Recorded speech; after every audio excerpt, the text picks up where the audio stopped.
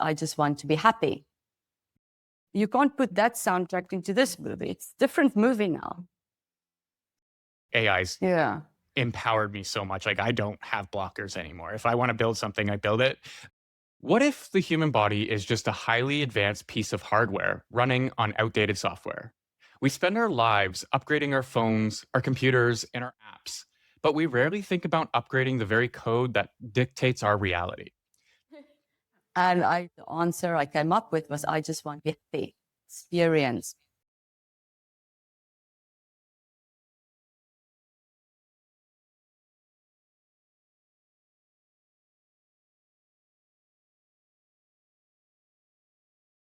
What if the human body is just a highly advanced piece of hardware running on outdated software? We spend our lives upgrading our phones, our computers, and our apps, but we rarely think about upgrading the very code that dictates our reality. Today's guest argues that you can literally rewrite your genetic readout. Helen Muller is a integrative life coach and DNA upgrade specialist. But don't let the titles fool you. She's a problem solver who approaches human potential with the precision of an engineer. We're going to talk about epigenetics, removing the mental blocks that keep us stuck, and what it actually takes to enhance the human experience. If you've ever felt like operating at you're operating at less than full capacity, this conversation is going to change how you view your own biology. Helen, welcome to the show.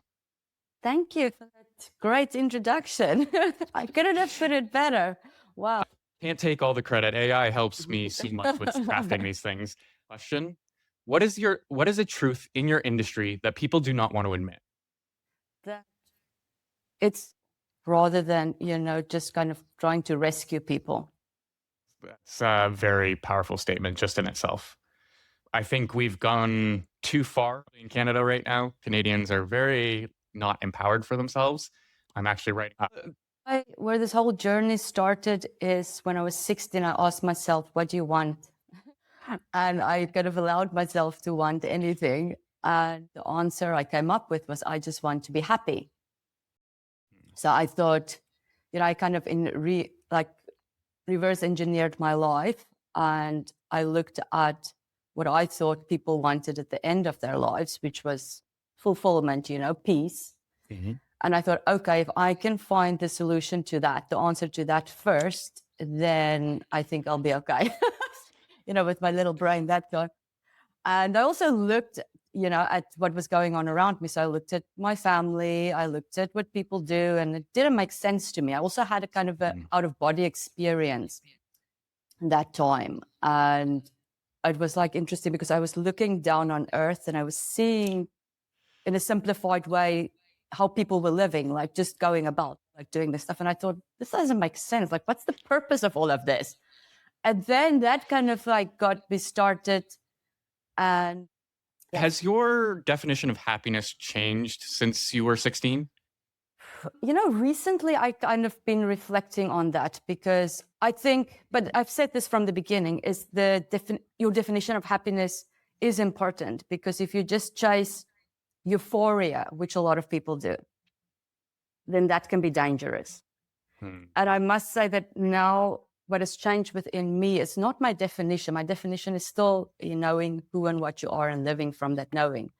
But I feel it's even more important now for me to really integrate that in my life, where I can say there was a part of me up until now, which I'm more consciously trying to change that now about myself, also chasing euphoria. It was very important to me. I mean, I lived a very exciting life. I travel, I do this, and I was chasing euphoria as well at the same time. And only now I've realized, okay, it's not that important, the euphoria. You can't always trust, what your feelings are telling you, or your thoughts. It's making rise, You're echoing to the choir here. I spent a long time pushing off my euphoria for trying to get established first. One of the things that I grew up understanding was you needed money in order to do the things you wanted to do. But in order to have that money, you needed to give up the now, the what you wanted out of life to have it let eventually, the whole script that I call it, the 9 to 5. And it took a long time before I understood that every day should be fulfilling, not just going with the flow. Well, going with the flow is fine, but not just not striving for something to make you um, calm and collected in your everyday. A lot of my internal processing was, once I get to the next hurdle, it'll be better. Once it gets to the next hurdle, it'll be better. And I think a lot of people are in that doom loop where they're never going to get out of it if they don't understand fundamentally that if you're not enjoying every day, what's the point? Yeah. It's critical, really, if you think about it. And also, I don't know if you experience this, that being in pain, whatever, your mental pain, physical pain, it's not necessarily a bad thing. The whole thing about wanting to escape that continuous is going to put you in even more pain. Mm-hmm. So it's also kind of having that balance of, okay, this is uncomfortable right now, but if I can just push through this discomfort, like gracefully as I can, let's see what is on the other side. When you kind of start playing with that, it's interesting as well. Yeah, you realize how many trade-offs you have, because there were a lot of opportunities where I could have traveled and done things, but I'm like, if I do this, my end goal is going to take longer to get there. Yeah. Right? Like people need to start understanding that there is no end goal. The end goal is trying to just make yourself happy every day, working towards just a fulfilling life, not adventure, not dopamine seeking, that kind of understanding. And it took a long time for me to understand that. Actually, the passing of one of my dogs helped me really click in what I wanted out of life. And actually, this came to be out of that pain, was just understanding that life is fragile and it can be gone in an instant. And if you don't try for what you want every day, like actually not a goal, just trying to fulfill yourself every day, you're going to end up at the end with nothing to show for it. Yeah, just like that. And what was the thing with your dog? What was that moment? Like, what was like the real pinnacle moment there when that happened?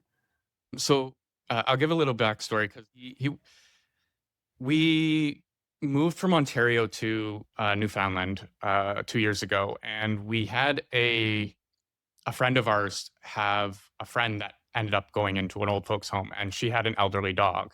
And our friend asked us if we would take him, because it was no dog should have to go to the pound at an elderly age, because they're not going to get bought up by anybody else. So we decided to give him like a good end of life. He had a lot of issues and things.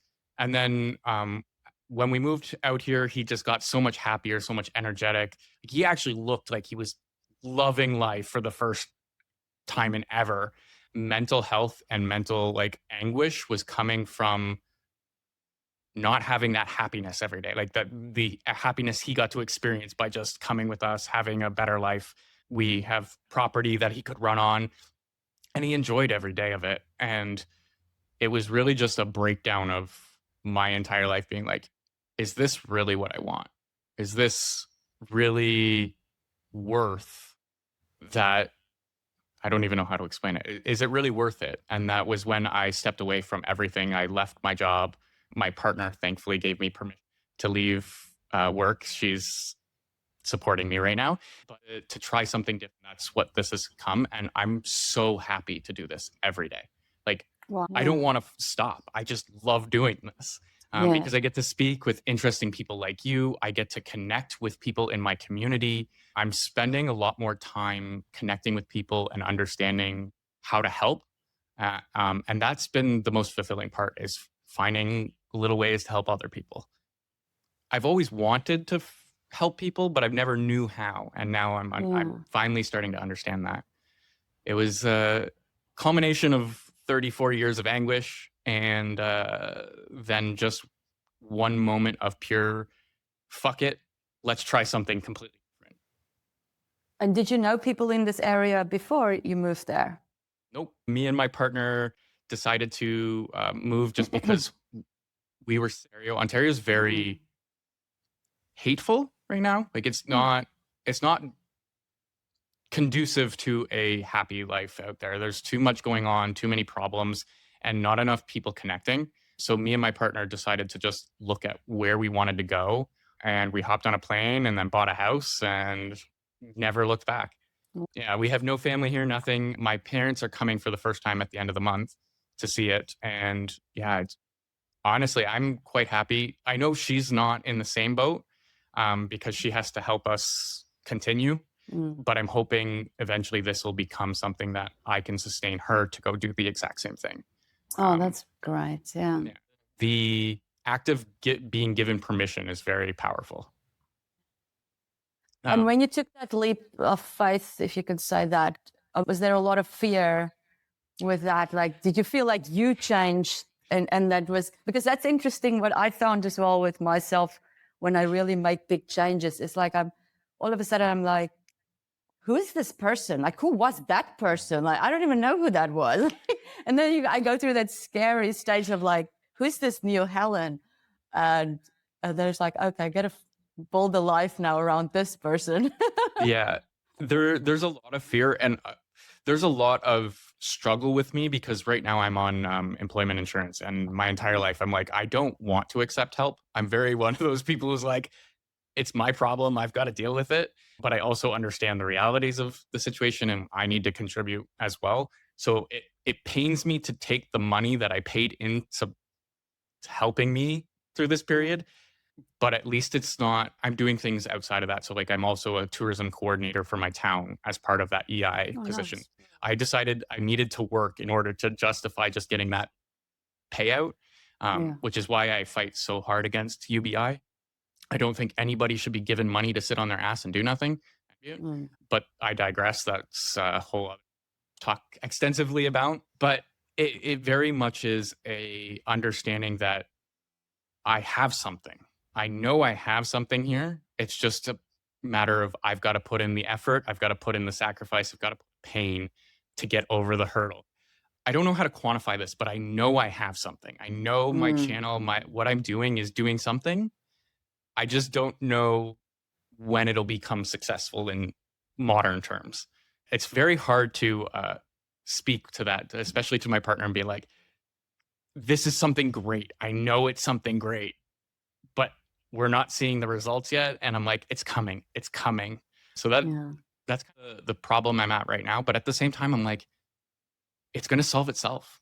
Me going through this anguish, this sacrifice, it's going to solve itself. And I don't know how, I just do. That you got to trust your life, isn't it? Yeah, you got to trust it.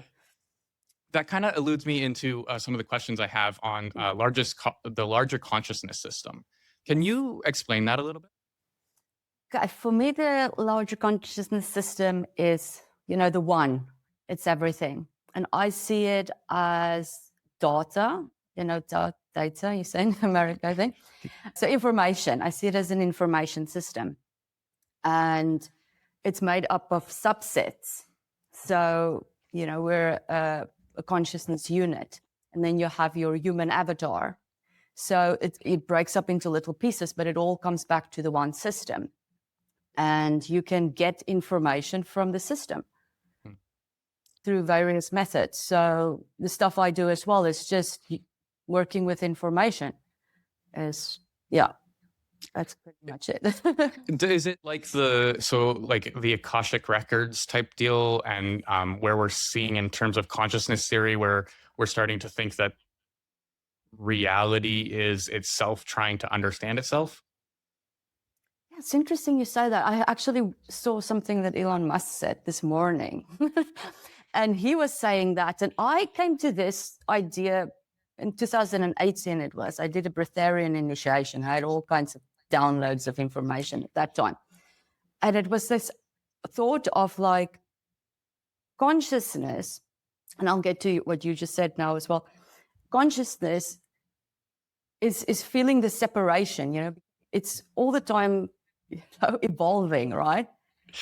And I think it's trying to come back to itself through understanding and coming up with this. So this is what Elon Musk said this as well. He said, if we live in a simulation, like, why do you have a simulation in the first place? Because you don't know the answers yet. You don't have the information. That's why you make a simulation, right? So if you say that we are living in a simulation, then whoever is making the simulation doesn't have all the answers, right? It's trying to come to the answer, which is a little bit scary if you think about it. I was sitting with that this morning and I thought to myself, I think I need to turn a couple stones more then, I need to look at this in a different way. I can't just believe all this downloads coming into my mind. It's like you have to be skeptical and open-minded at the same time. It's very hard, especially nowadays that we're coming into these hardcore concepts of like consciousness and even simulation theory over the randomness theory. We're getting data now that UFOs and extraterrestrials may exist from the governments for all people. Like, to have a government say, hey, like, there's things out there we don't know anything about, that's just nuts to me. Having a government say that, because most times governments are like, we don't want to tell you anything we don't know. But then that's now combating with my understanding of what simulation theory is saying, and in terms of simulations theory is all based on there's nothing out there. We haven't seen any intelligence, so therefore we must be living in a simulation. And now I'm at odds between the two, because it could be a monkey randomly typing on a typewriter, or it could be an omnipotent being that created a simulation to understand more about their own life or things. And I play with this a lot. It's hard when concepts are freshly being released and people still don't understand it themselves. Don't you think that the like this alien life it's part of that simulation, right?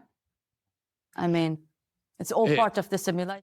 The school, the great university of life on Earth. I was like, I'll go for this experiment. I very much like theory, though, because to me, branching realities makes more sense than one simulation working at one way. I'm also a superhero fanatic, so the multiverse is just something that is like ingrained in me. So I want to get back into a little bit more about what you do. The Breatharian work. I saw that you. What is that actually? I don't know much about that. It's not something I specifically work with clients with, but there are people who do that. But I just did that to kind of improve myself at that time. It was 2018. I was traveling. I was in Spain, and it was one of those things, that just kind of happened. That it just, when you don't really know how you got to the point. I always try different food in the countries where I go, and I wanted to have cake. So I was like, found this cake shop, and I was like, ooh, look at all this. So I bought 3 pieces of cake. I ate all 3. I felt sick, right? And I was like, oh, I feel so sick right now. And I don't know how it came about, but this video popped up on my YouTube, and it was about being a breatharian or pranic living. And I watched it, and I was like glued to I was sitting like this, and I was like, I'm going to do this. Yeah. And it was literally about living off prana, so living off, cheap energy. And you go through a process where you stop eating and drinking some people now do it for weeks on end. I do it by accident. Yeah. The longest I did it was just under 5 days. I could go without water for under 5 days. I haven't gone past that, but I just wanted to do it just to give me more clarity, and because it does completely clear you out. And how I always feel is like, wow, like you feel like that other life that you're living when you're eating is like some strange thing, and you're like, why do I ever eat? Yeah, I would give it up if I had the opportunity. Honestly, it's just something I do to sustain myself. I actually, when I was younger, I went a couple days without eating or drinking because I just forgot. Like, my body doesn't tell me. That's which we're now finding out is starvation is a path to longevity, which is baffling in itself. But yeah, like my body doesn't tell me when I'm hungry, so I tend to forget to eat. I have to like give myself reminders and stuff. And yeah, I went a couple days without eating and then realized, oh, I haven't eaten anything, and then realized how much my body suffered because of it. But at the same time, yeah, there's clearly anything in your system and just operating on fumes uh, that I can't really remember too much. I just remember working so hard on what I was doing that I just forgot everything. I don't even remember if I was successful in what I was working on, but it was just something that happened. And the clarity from it, I remember the clarity of the state of mind. Is Does that have to do with food though, or just the food that we've grown for ourselves? Again, like, what do you, So we're finding out like a lot of our farming methods are very bad for the actual oh, crops, yeah. like chemicals, how we build Mm, things. Also, even merging foods together, like when we're prepping manufactured foods, the preparedness process where they add mm, chemicals and stuff, that's all finding out where it's bad for us. Even even just like watering in certain ways is wrong mm. in how food is grown. And now it's like, are we poisoning ourselves by accident, not realizing it? Or is like our bodies not meant to take food in often? I think there's different ways to look at this depending on where you are on your journey. Like with everything, I feel like this, Cody. It's like it's very hard to always have, one way. It's like where you are, and I think if you have got to treat yourself with kindness of where you are, you learn a little bit at a time. So for me, I think it's how you do something is important. So how you eat and how you drink.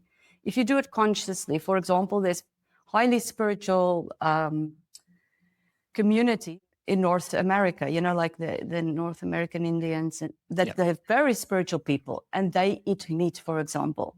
Mhm. But it's how they do it. They do it in a very conscious way. And so I don't think it's necessarily wrong for you. On the flip side of that, if you are on your journey where you become conscious of, okay, I don't feel so good when I eat meat, then that's a message for you specifically to say, okay, let me investigate this. Let me see if I cut it out, how am I going to feel?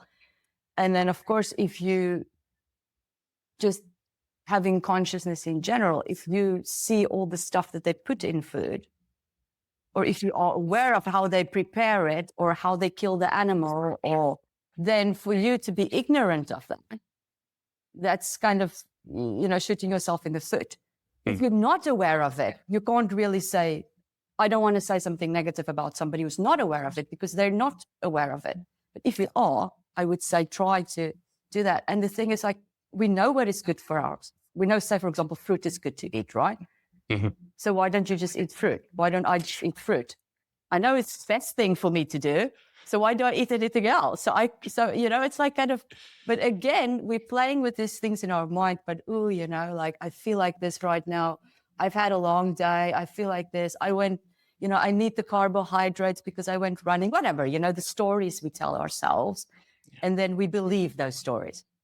But you don't have to believe the story. It's the same as you with your goals. Like if you want to achieve a goal, say this would be like, okay, I want to put healthier stuff in my body, my goal, then I gotta not eat that stuff, right? So Yeah. when my mind tells me eat it, I gotta say no.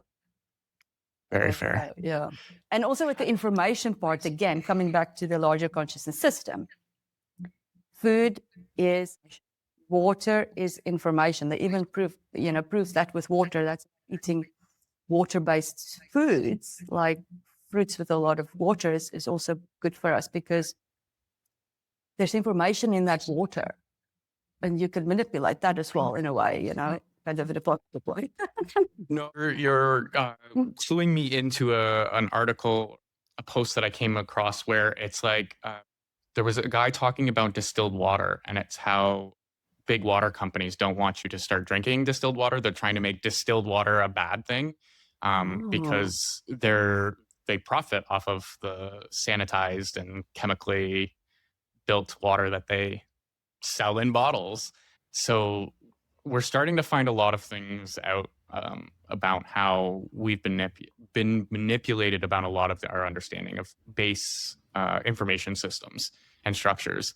Thankfully, I live on an island where I can go out and get fresh water and Oh, lovely. yeah. I honestly, the move here has been so great because just getting away from the big systems, getting away from the hustle and bustle of cities and towns that aren't connected. And I mean that in terms of their communities. It has been enlightening in terms of my own happiness and fulfillment. We don't understand that community is a big part of our selves, and connecting with those people. We haven't done in decades now. The bigger your city you're in, the less likely you are to know your neighbor. And that is weird because you'd think the more people around you, the more you'd have those connections, the more people would be similar to you, and yet we ostracize them. Yeah. And your community that you found there now, what island again where you live in? I'm in Vancouver. Newfoundland, but I live in a small town of about 3,500 people called Lewisport. They gave me so much so far. And I'm trying to help them out here. I'm being a software engineer. I'm trying now to establish connections with everybody because all of the businesses run on like old software or Facebook. And I'm just trying to like become a helping tool for them to give them more power, less money to the big company and more power to their own community by building them custom software. But it's taking time because I really have to establish those relationships before they trust me. So I've spent the last 9 months working as a tourism coordinator, just building relationships with everybody.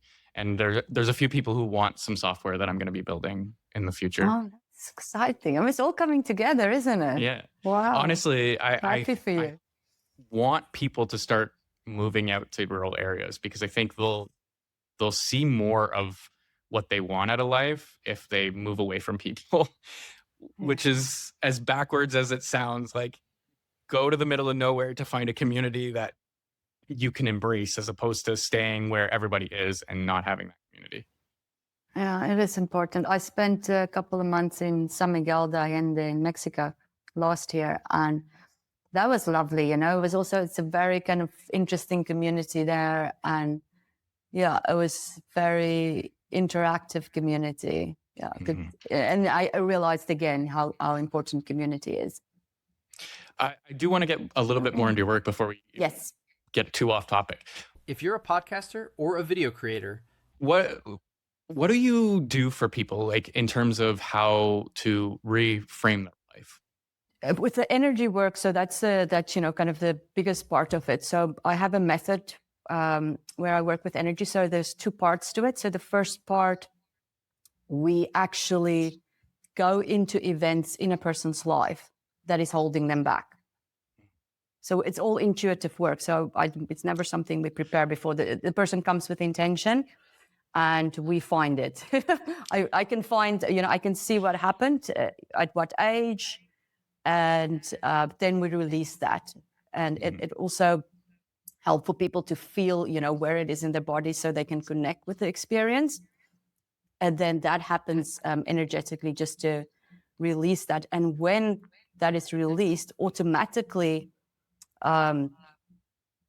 you have access to different information. So the reframing starts already on that level, if that makes sense. Because that old, say, for example, like you've been living according to this, say, traumatic event in your life, even if it's not a big thing, then your information, your system is so kind of like swirling around that. And as soon as that falls away, you're like, oh, wait a minute. I also know these things, that information, other information, it was always there, but because of your reactivity, you just been living from that point almost. And I always say to clients, like, if you think about all the thoughts you think all day long, if you have to go sit down and you think, it's always the same stuff. Mm-hmm. You have to follow yourself for like a couple of days. And you're like, what did I think about for the last 3 days? You can go and make like like themes about the same things. And you're like, wait a minute, what is this? Like I was saying, I've got this new thing. It's very interesting where you have a movie of your life, previous life, your that frame, and then you have your life as you want it to be. So you can't put those characters into this movie and think they belong to that movie. You can't put that soundtrack into this movie. It's a different movie now. So it's sometimes we want our lives to change, but we want to keep putting in the old stuff into the new thing. But it doesn't work like that. What do you say to people that are so connected to their whole? Like, how do you break that connection of, I don't want to change, but I want this outcome? It's just something you have to decide, It's like breaking a bad habit. So again, if you're not going to come to the point, and many times how people really get to the point of changing is when they had enough, of something. Like you, for example, you had that big change and you're like, okay, I got to do something different now, right? Also, you kind of get tired of it. If you become aware of something and you say, okay, well, that does not make sense. I'm a lot with and think you might agree with me, is it needs to make sense. Mm. So you can use just your common sense, your logical sense to break that. But again, if you work with the energy stuff, so the first part is kind of connecting to events. Second part I do is I work with the DNA expression. So I channel information from the higher mind, so the more intelligent part of yourself, versus, getting the information from the reactive mind. And we influence the expression of your genes, because your genes, your DNA is just a blueprint. Mm-hmm. So you have all these genes, and because you have so much untapped potential, is because you're not expressing those good genes. Does it take maximum pain before people can change? No, doesn't have to. Again, I think that's also a false program. It seems to be like people are operating like that, but we are still, have humans really evolved that much? I don't know. I don't think so. We're still, Still the biological beings that operate on the 7 deadly sins, as I like to say. So yes, it is possible. We don't have to have all these processes, but even I fool myself all the time saying, oh, I need a process. I can't just let this go right now. I can't let this thought go right now. I got to go do some kind of a process to do it. You know what I mean? Like we love processes, we come up with all kinds of them, but these processes are not bad. It's choices that you make, and we use it as a permission slip. So you can use it to your advantage, but you don't have to. That's why you see people living so extremely different. So you see a person who seems to be flourishing and they don't do nothing, they don't do anything painful or because they just live like that. Because again, we are allowed to live how we want to live, right? Depends on what your purpose is here. Like we all come with, thinking of the simulation, if the simulation is trying to get information, it can't have Cody the same as Helen.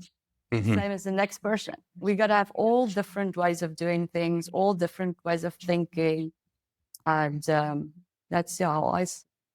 Do you think with the emergence of AI that people are going to start understanding this better, or do you think it's going to be a trap? I think there's going to be two very clear paths on this. And already I think that is happening. Mm-hmm.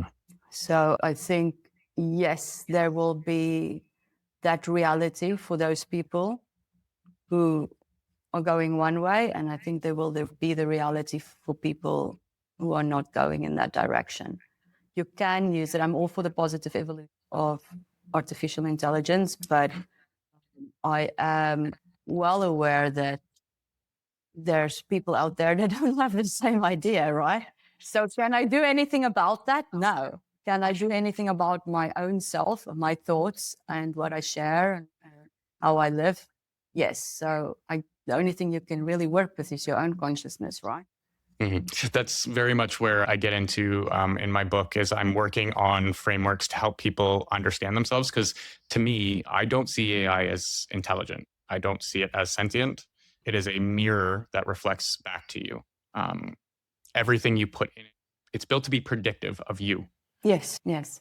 It's like having the social media algorithm we've never had before, where that conditioned because they were trying to get something out of you. Now we have the two-way street of you can use that algorithm to understand who you are as a person and actually rework what you want out of life. I'm trying to put it in perspective of questioning your own intentions while using it, questioning your own questions, questioning your own beliefs.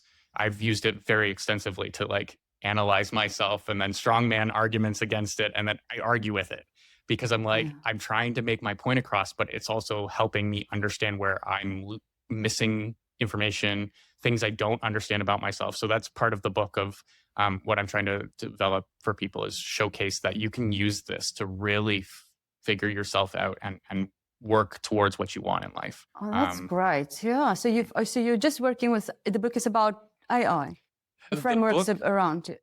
The book is called Bleeding Digital, and it's a narrative nonfiction about how we as a society have built we've bled internet into reality. We no longer see it as two separate things. And my understanding, the internet or social media is a global consciousness. It's something that we're putting together because we've tied ourselves in reality. We're no longer allowed to do certain things in reality, but we still need that play area where we can fail and do bad and understand and get ostracized and blown out and punished in a way that doesn't actually punish us.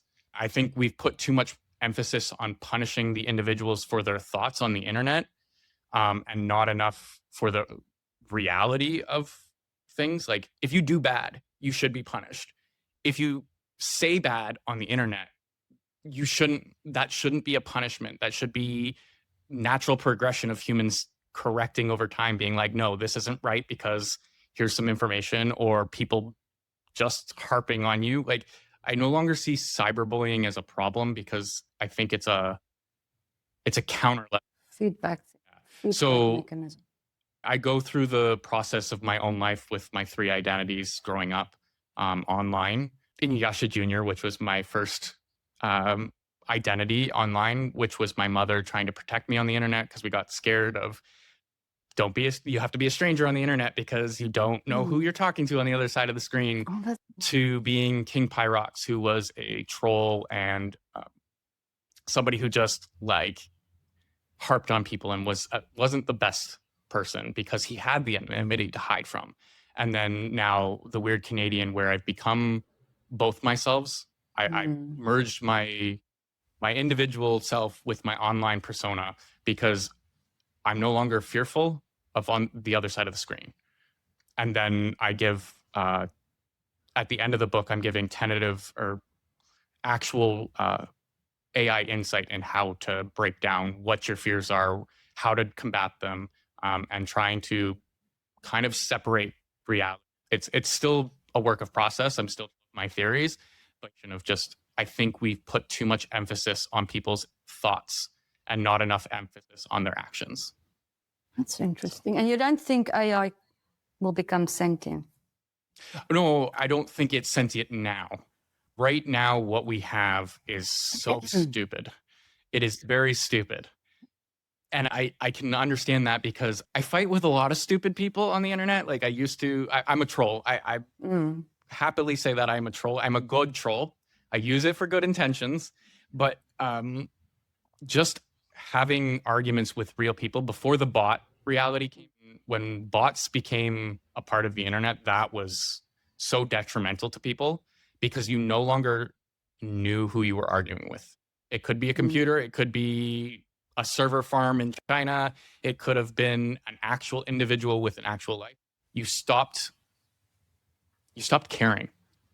And I think when I was a kid and when I was trolling people as like people, it was fun because I could get the reactions that I was looking for. And then as the bots came in, it was less reaction. It was more like pure. I don't know. It's one of the reasons I don't like to play computers on video games either. I liked the human reactivity. I like to have the human and not planned. There's no planning in a human. When we do things, we react, we go in certain ways. There's certain patterns you can identify, but you can never happen. Yes. And I liked that unpredictability. And when I'm playing people on video games, I like to play against a human because it's like, okay, I'm gonna come up with a theory of how you're doing this, and I'm gonna test it out by sitting in this spot and seeing if you're always gonna show up that same route every time. Like 5% chance you don't makes me have to like build my whole new strategy, and that gives me more insight and to me is more fun. Human reactivity is fun because you get to really play with your own strategy. Yeah. It's challenging, isn't it?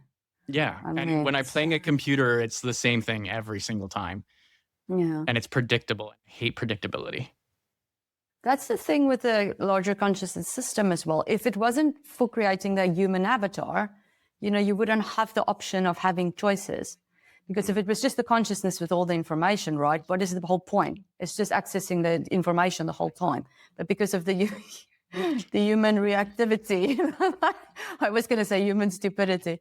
Yeah. The human reactivity, I think, it's probably more interesting at the end of the, because you don't know what's going to happen. There's all those probabilities all the time. That's why life is actually quite interesting, isn't it? To give the audience a little bit more insight, to anybody who's watched The Boys, the last season of The Boys there's a character called Sage, and she's a brainiac. Like she's very good at understanding and predicting where humans are going to do things.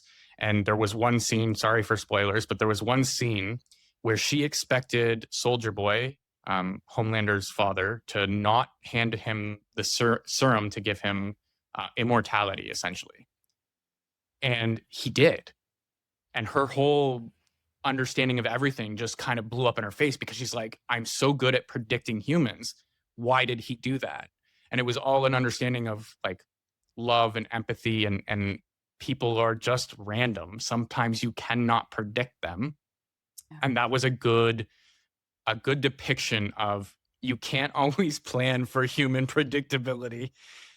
So yeah, it's a very deep lesson, isn't that? Like when you really understand that. It's also good to remind ourselves of that. I have a question for you. As an engineer, what is one of the biggest challenges you face in being an engineer? Biggest blocks you have? It's not, surprisingly enough, it's not the engineering side. It's getting it to connect with the people I want it to connect with. Even this channel, I have a hard time positioning myself to get it to the audience that I know would connect with this content.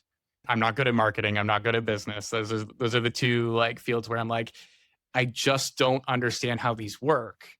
I'm hoping somebody could come along and help me eventually. I have a few contacts that I have no money to give them. So it's like, I just need help so that I can get the money so that I can pay you to help me. It's kind of a catch-22, but connecting with the individual, getting them to understand what I'm trying to do and how it's working is very hard. People are very happy with their own confirmation biases. They're very happy with thinking they understand things. And I'm not. I question my own questions. Like I question my own thinking all of the time. So trying to relay my information and trying to say, I have this amazing application that you can use. It's trying to get that person to understand how it makes their lives. Oh, okay. That's interesting. The engineering side, like AI's empowered me so much. Like I don't have blockers anymore. If I want to build something, I build it. The blocker is reality right now. Once I have a robot that can build me hardware, oh boy, the stuff I'm going to build. I'm just waiting for technology to reach my imagination is what I mean, on the business side, like, very few people starting out with new things know what they're doing. Nobody knows what they're doing. And, we can even take that a step further. In life, nobody knows what they're doing most of the time. all of the time, pretty much. Like we're all figuring it out. Like we're all winging it. You know? That was the biggest, I think, of millennials. I think that was the biggest lie that anybody has ever told, that the adults knew what they were doing. And I think when the internet came out and millennials started questioning things, it was like that lie dropped. And now everybody's like, nobody knows what they're doing. Everybody's making it up as they go. It's a fun little like understanding of reality that we, even our historical selves, everybody looked up to the elder because they thought they knew what they were doing. And it's all just everybody making it up as they go. Right now, all those things we believe, we're like, oh my goodness, there were books written about you and you all you lied to us. But then on the other side, you know, like I know we're also joking about it, but you can become good at something. You can get better through repetition, right? It's through learning. So it's just a matter of people, we need to get people to be more lifelong learners than just saying, I have the knowledge, I can do this. But I like learning. That's the problem. I enjoy learning more about things, and not everybody's that way. This is the all-in-one AI video editor you've been looking for. I've been using Async since day one, and it's amazing to watch it progress into a complete powerhouse for creators. Especially for people like me who, well, can't edit for shit. Async leverages AI to give you total control over your video. You can record, edit, generate clips, add subtitles, and even dub your content in over 15 languages. Plus, it lets you upscale your footage and easily repurpose your content for different platforms, all without ever having to switch between different tools. It's truly a game changer. So if you want to streamline your workflow and make your editing process painless, check out async.com today. The link is in the description below. We're coming up to the end here. I just want to give you a little bit to shout out to yourself and where people can find you and anything you have for final thoughts. Yeah, people can find me on my website, youmeandhappiness.com. So it's all written out, you, me, and happiness. I'm also on Instagram and on LinkedIn at you, me, and happiness. Also on Facebook, but I'm not so active on Facebook. And final thoughts. Just be kind to yourself. I think that's my message today. Be kind for yourself and don't take yourself too serious in life, you know. We have to, there's a lot going on. And another thing is just, I'm trying to just get away from all the distractions at this time. So if you can, like you moved away, for example, if you can structure your life and lower your entropy, you know, that's another thing. It's like, just try to have less chaos in your life. You will have more access to information. Go out and touch grass. Yeah. Thank you very much for this. To anybody out there, I will make sure all of the information is down in the comments below. Please like, share, subscribe, and everything I'm supposed to tell you. And to everybody out there, thank you for listening and stay weird.